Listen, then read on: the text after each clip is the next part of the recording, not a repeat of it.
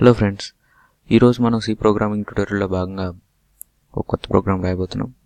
ఈ ప్రోగ్రామ్ ఏంటంటే, మనకు ఒక నెంబర్ ఇస్తే అందులో ఎన్ని డిజిట్స్ ఉన్నాయనేది ఎలా క్యాలిక్యులేట్ చేయాలనేది ఈరోజు ఈ ప్రోగ్రామ్ అండి. మన ఎదురుగా ఉంది స్టాండర్డ్ సి ఫైల్ స్ట్రక్చర్ అండి.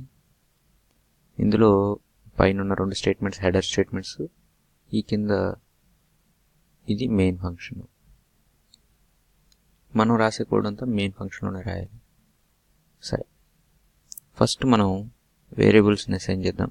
ఇంటీజర్ ఎన్, ఇది ఇన్పుట్ నెంబర్ అనుకుందాం. ఇంటీజర్ సి, ఇది ఎన్లో ఉన్న డిజిట్స్ ఎన్ని ఉన్నాయి అనేది అనుకుందాం. ఇనిషియల్గా దాన్ని 0తో అసైన్ చేద్దాం. మనం ఇప్పుడు ఏంటంటే యూజర్ నుంచి కీబోర్డ్ నుంచి ఇన్పుట్ తీసుకోవాలి. తీసుకునే ముందు ఒక స్టేట్మెంట్ డిస్ప్లే చేద్దాం. Please input number. ఓకేనా?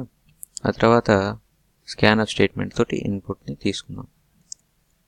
స్కాన్అప్ స్టేట్మెంట్లో ఇంటీజర్ కాబట్టి %d అనేది ఫస్ట్ ఆర్గ్యుమెంట్గా మారుతుంది.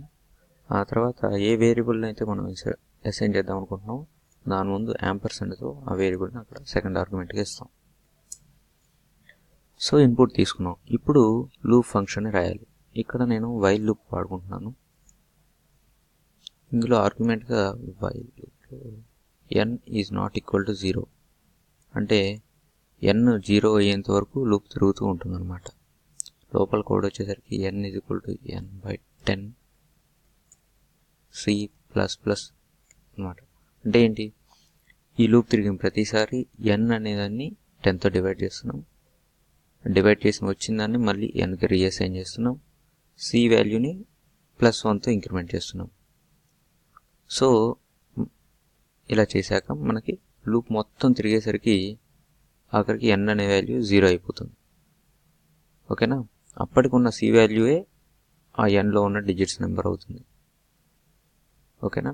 ఫర్ ఎగ్జాంపుల్ 350 ఉందనుకోండి, 356 ఉందనుకోండి. ఫస్ట్ లూప్ తిరిగినప్పుడు nని డివైడ్ చేసినప్పుడు 356/10 ఆన్సర్ 35 వస్తుంది. నెక్స్ట్ డివైడ్ అయినప్పుడు 3 వస్తుంది. నెక్స్ట్ డివైడ్ అయినప్పుడు 0 వస్తుంది. అంటే 3 సార్లు తిరుగుతుంది. సో కౌంట్ ఎంత అవుతుంది? 3 అవుతుంది. దాంట్లో డిజిట్స్ ఎన్ని ఉన్నాయి? 3 ఉన్నాయి. ఇలా అన్నమాట. సో మనం ఇప్పుడు ఆన్సర్ని డిస్ప్లే చేద్దాం. Number of digits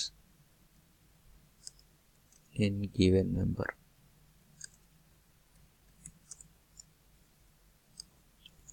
%d C. ఇది అవుట్పుట్ కాబట్టి యాంపర్సెంట్ ఫంక్షన్ అక్కర్లా. స్టేట్మెంట్ని నేను రిటర్న్ చేసేస్తున్నాను. రిటర్న్ 0 ఎందుకంటే ఇది ఇంటి మెయిన్ ఫంక్షన్ కాబట్టి రిటర్న్ చేస్తాం. ఇప్పుడు బిల్డ్ అని రన్ చేసి టెస్ట్ చేద్దాం. తప్పు వచ్చింది, ఇక్కడ F మిస్ అయింది. ఓకే, బిల్డ్ అని రన్ చేద్దాం. 456 అనుకోండి, చూడండి 3 వచ్చింది. సో మన ప్రోగ్రామ్ ఎగ్జిక్యూట్ అవుతుంది అన్నమాట. నా వీడియోస్ నచ్చితే ప్లీజ్ నా ఛానల్ని సబ్స్క్రైబ్ చేసుకోండి. నా ఛానల్కి మళ్ళీ రండి. Thank you.